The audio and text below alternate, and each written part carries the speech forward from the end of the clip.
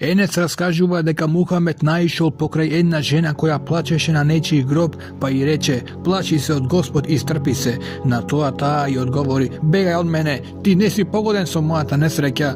Таа не го препознала Мухамед, па кога и рекле дека тој е Божјиот пратеник Мухамед, отишла до вратата на неговата куќа и не затекнувајќи никого од неговите вратари, му рекла извинувајќи се: "Не сум те препознала." Божјиот пратеник Мухамед рече: "Правиот сабр е оној при првиот удар, зашто тогаш е најтешко да се трпи." Во риваетот на Муслим се наведува дека таа жена плакала за своето умрено дете. Ебу Хурейре пренесува дека Божјиот пратеник Мухамед рекол: "Аллах вели, нема друга награда за мојот роб верник на кому јас ќе му ја усмртам неговата сакана особа на овој свет, неговото дете, па тој надевајки се на наградата ќе трпи на тој губиток." Ајша проповедува дека го прашала Божјиот пратеник за колерата, па тој ја одговорил дека тоа е Божја казна која тој ја праќа на кого сака и дека тоа го направил за милост за му'мините, верниците.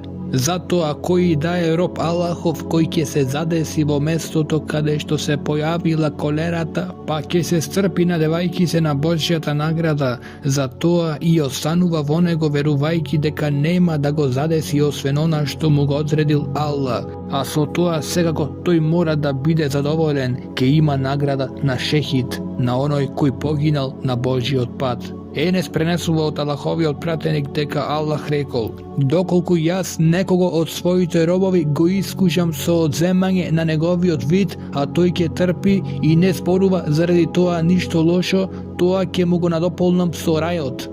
Ата ибн Еби Еребијах проповедува дека Ибн Абас му рекол: "Сакаш ли да ти ја покажам жената која ќе влезе во рајот?" На тоа тој му одговори: "Секако." Ибн Абас рече: "Ја гледаш онаа црнката таму?" Му дојде на Божјиот пратеник Мухамед и рекла: "Јас понекогаш добивам припаѓање епилепсија, па се плашам несвесно да не се откривам моите срамни места пред народот, па те молам да упатиш до ова молба на Аллах да ме излечи." Пратеникот Мухамед на тоа му одговори: "Ако сакаш стрпите со таа болест, ќе добиеш рај, а ако сакаш, јас ќе му упатам дова молитва до Аллах да оздравиш." "Ќе трпам," рече таа, "само замоли го Аллах да не се откријам при народот," што Аллаховиот пратеник така и направи. Абдулах ибн Месуд раскажува како сега да го гледам Аллаховиот пратеник Мухамед како зборува за еден од пратениците, како народот негов толку го предерал, дури крв му протекло од неговото лице, а тој бришејќи ја крвта велеше: "О Аллаху мој, ти прости му на народот мој, зашто навистина тие не знаат."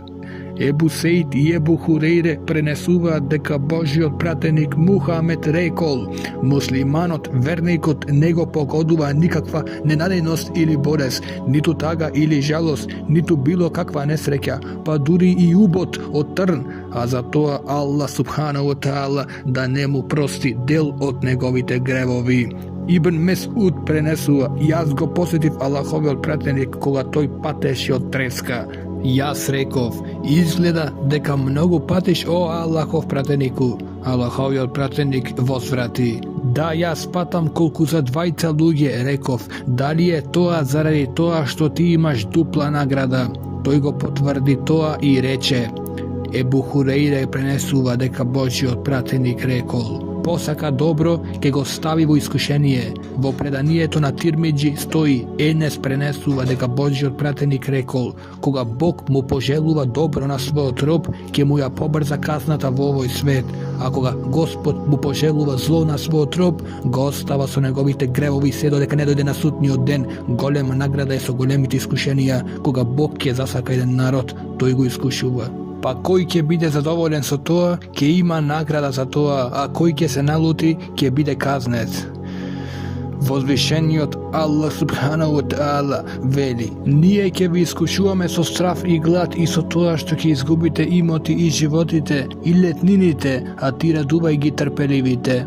Во истото предание на Тирмизи стои: Ебу Хурейре пренесува дека Божјиот пратеник рекол: "Верникот ќе биде искушен телесно со децата и имотот, се додека не го сретнува Господарот, а при него не ќе биде ни еден грев."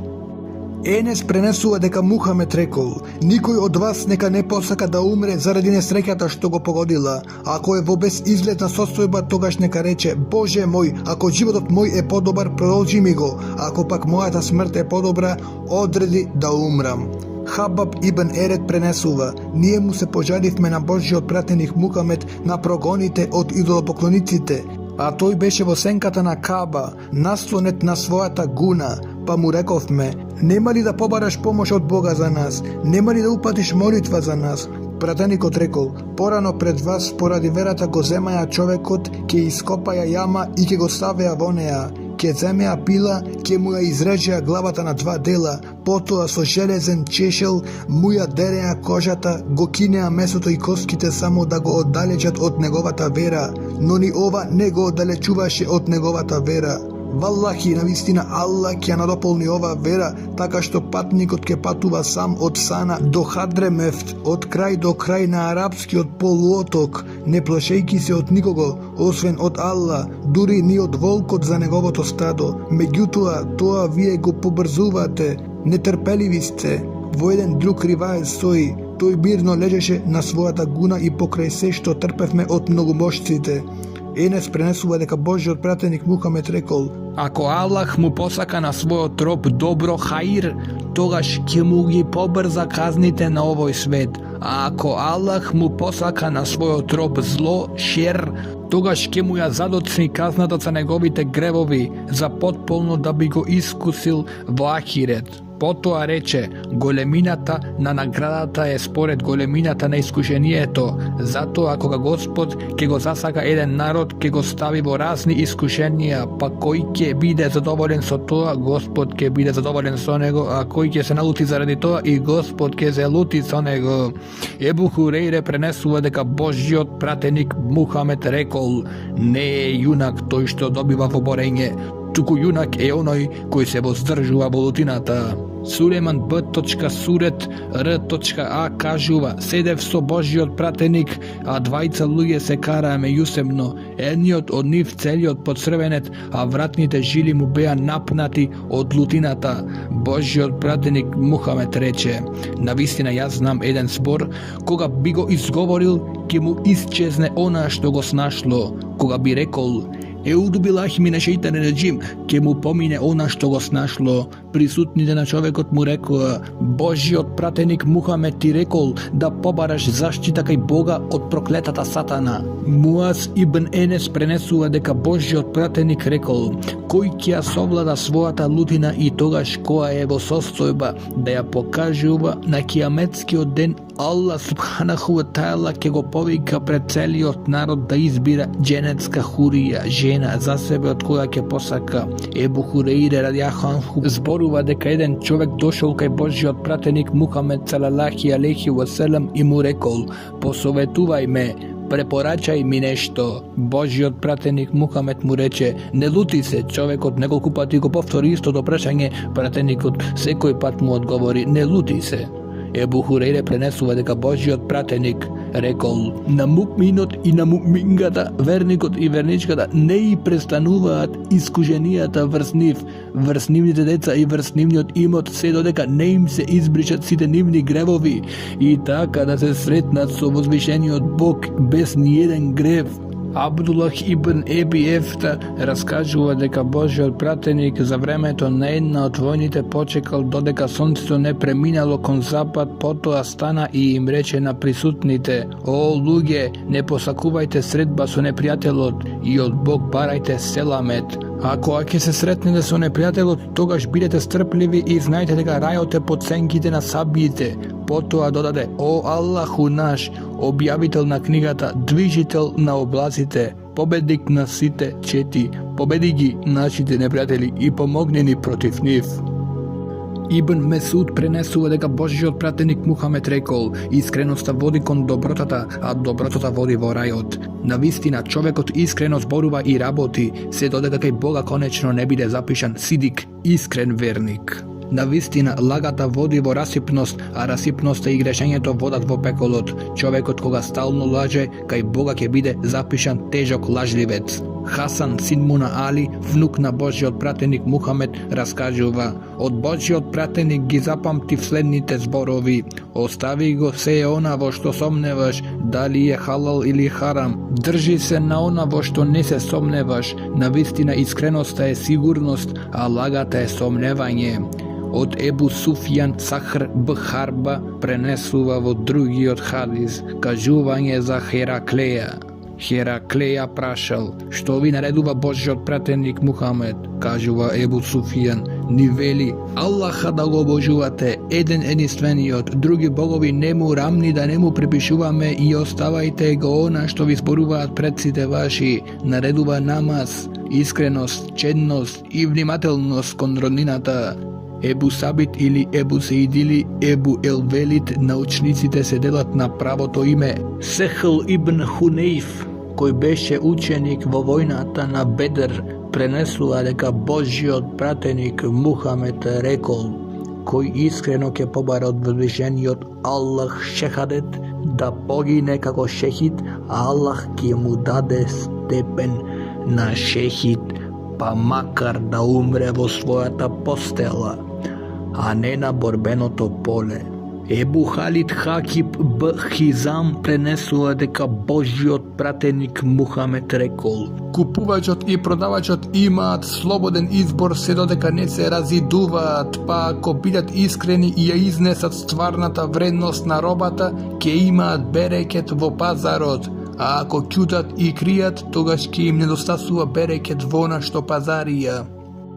Омер ибн Хатаб проповедува: еден ден седевме кај господовиот пратеник Мухамед, одеднаш се појави човек со изразито бела облека и црна кожа, без никакви знаци на патување, а никој од нас не го познаваше. Му се доближи на пратеникот Мухамед и седна така што ги допре колената врз неговите и своите раце ги стави на неговите колена, потоа рече: о Мухамед, кажи ми што е ислам? Аллаховиот пратеник Мухамед одговори: исламот е да посведочиш дека нема друг Бог освен Аллах и дека Мухамед е Аллахов пратеник, да клањаш намаз, да даваш зекат, да постиш Рамазан, да ја посетиш Бейтуллах, Каба, доколку си во можност. Човекот одговори: во право си. Се зачудивме за неговото прашување и тврдење дека пратеникот Мухамед е во право. Вели Омер, рече: кажи ми што е иман? Пратеникот одговорил: иман е да веруваш во Аллах, во неговите мелеци, во неговите книги, во неговите пратеници, во судниот ден и да веруваш дека е све одредено, било добро или лошо. Човекот пак рече: вистината ја рече. Потоа рече: кажи ми за ихсан, совршенството во верата. Пратеникот Мухамед одговорил: ихсан е да му робуваш на Аллах, како да го гледаш, зашто иако ти не го гледаш, тој тебе навистина те гледа. Потоа рече: кажи ми за кијаметскиот ден, последниот час. Пратеникот Мухамед одговори: прашаниот за тоа не знае ништо повеќе од оној кој го прашал. Рече: кажи ми за предзнаците на кијаметот. Пратеникот Мухамед одговори: кога робинката ќе роди својата господарка, кога ќе видиш голи и боси овчари, чувари на стада, а се надпреверуваат во градење на високи палати. Потоа човекот си замина, а по некое известно време Божјиот пратеник ми рече: о Омер, знаеш ли кој беше оној човек? Јас му одговорив: Аллах и неговиот пратеник најдобро знаат. Тогаш тој Мухамед ми рече: тој беше ангелот Гаврил, ви дојде да ве поучи во вашата вера. Во значењето на споровите робинката ќе роди својата господарка има повеќе мислења. Едното од нив е дека светот толку ќе се расипа што децата со своите родители ќе постапат како што газата постапува со својот роб слуга. Ебутхер Хундуб ибн Хунаде и Муатх ибн Хебел пренесуваат дека Божјиот пратеник Мухамед рекол: плаши се од Господ Субханаху Таала, каде и да си, доколку направиш лошо дело, без друго по него направи добро дело кое ќе го избрише, љубаво однесувај се кон луѓето. Ибн Абас проповедува дека ден седел позади Аллаховиот пратеник Мухамед и му рекол: о, момче, јас ќе те поучам на неколку важни зборови. Внимавај на Бога и Бог ќе те чува. Внимавај на Бога, па секогаш ќе го најдеш во својата близина. Како ќе те помага? Ако би побарал од некого нешто, барај само од Бог. И ако бараш помош од некој, само од Бог барај помош.